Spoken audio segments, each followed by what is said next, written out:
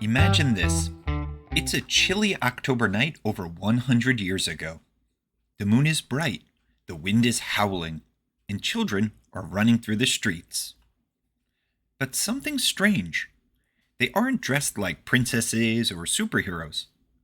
They're wearing handmade masks, old sheets, and creepy paper faces.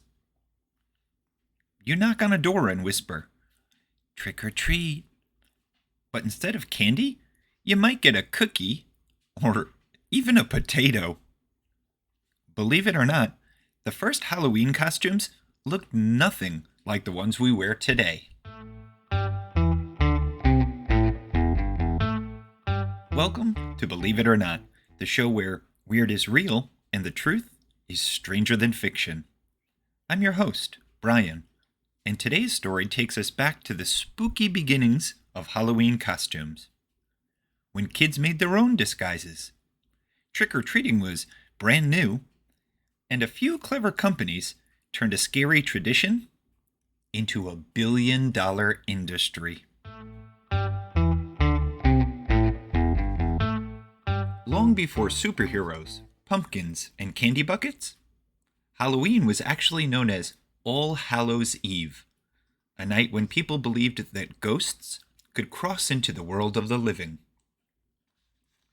Back in the 1800s, in places like Ireland and Scotland, villagers would wear animal skins, tattered clothes, or even carved masks to scare away evil spirits. They called it mumming or guising, and people went door to door performing little acts like songs, jokes, or prayers in exchange for food. It was half celebration, half superstition. When immigrants from these countries came to North America, they brought their spooky customs with them. But they gave them a playful twist. By the early 1900s, children in the US and Canada began guising, which meant dressing up and visiting houses to sing songs or tell jokes in exchange for small treats. A tradition that later became trick-or-treating. But here's where it gets interesting. Those early costumes weren't store-bought. Kids made them out of bed sheets, paper, old clothes, and even potato sacks. Some wore paper mache masks or cut holes in pillowcases to create ghostly faces. Instead of glitter or capes, they went for mystery and mischief. Some even rubbed ashes or soot on their face to look spookier.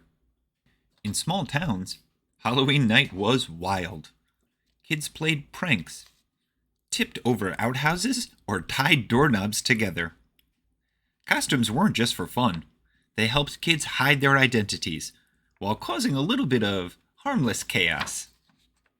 Then, around the 1920s and 30s, something changed. Halloween was becoming a big deal. Parades, parties, and haunted houses were popping up across America. That's when the first companies saw an opportunity.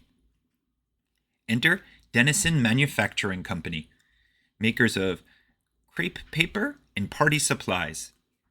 They began publishing Halloween party guides called bogey books, filled with decoration ideas and do-it-yourself costume instructions. Things like witch, cat, skeleton, and even jack-o'-lantern. They encouraged families to decorate their homes, host costume parties, and make Halloween fun, not frightening. Soon after, small businesses started selling ready-made costumes, especially for kids. In 1937, a company called Ben Cooper Inc. began mass-producing Halloween costumes that were fun, colorful, and most importantly, affordable. They used thin fabric and lightweight plastic masks, easy to make and easy to wear. Their timing couldn't have been better. By the 1950s, television was booming, and Halloween became a celebration of pop culture. Kids could dress up as Superman, Bugs Bunny, Frankenstein, Cinderella, or even Davy Crockett. That's right, the king of the wild frontier didn't want to miss out on a little spooky celebration either. Now, what started as a way to scare away ghosts had turned into one of the most creative and joyful holidays of the year. And the rest is Halloween history.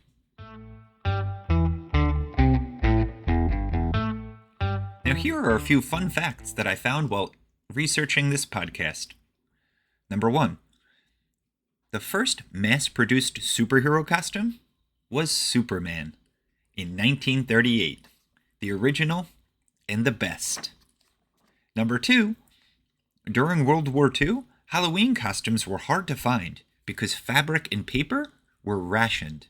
So kids went back to homemade disguises. And finally, number 3. Today, people spend over $3 billion every year on Halloween costumes for both humans and pets.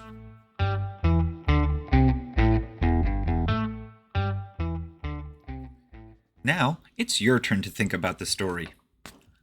Halloween costumes show how traditions can change, from ancient fears of ghosts to the fun, creative holiday we know today.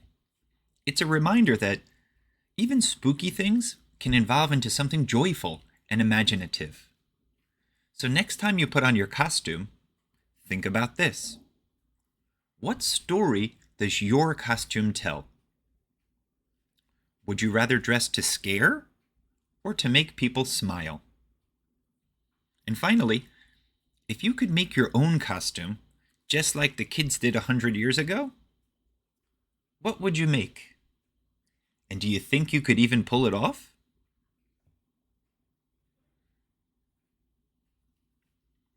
So, what did we learn today? The first Halloween costumes were made from whatever kids could find: paper, rags, and a whole lot of imagination. And over the years, those homemade disguises turned into the colorful, creative costumes we love today. And before we wrap up today's podcast, I've got a Halloween joke for you. What's a ghost's favorite kind of dessert? I scream. Ice cream! A Halloween classic. Next time on Believe It or Not, we're switching from pumpkins to plastic and uncovering the surprising story behind the first credit card. Who invented it? How it changed the way we spend? And why it almost didn't catch on. Until then, keep wondering, keep learning, and remember, sometimes the truth is spookier than fiction. Ooh.